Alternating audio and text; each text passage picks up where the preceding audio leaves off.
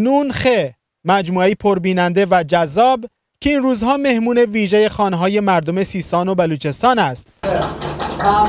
ممنونم دستتان در نکنه. فیلم هایی که فرهنگ مردم بلوچ رو معرفی میکنه خیلی خوبه و باعث میشه مردم کشور با فرهنگ مردم بلوچ بیشتر آشنا بشن.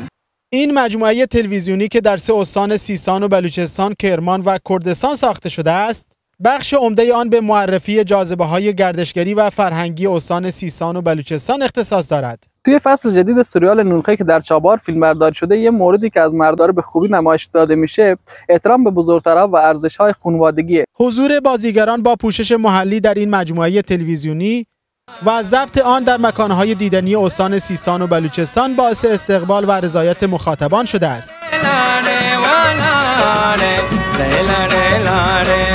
سریال نونخه به مشکلات این منطقه هم اشاره میکنه که این خیلی مهمه.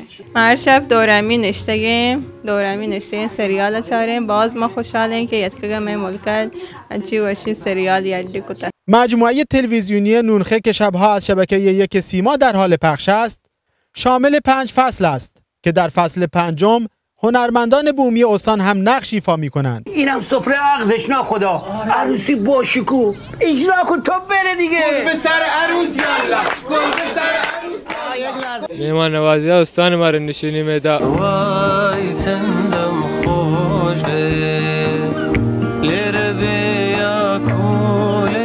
خالد بلوچی آزاد، خبرگزاری صدا و سیما، بندر چابهار.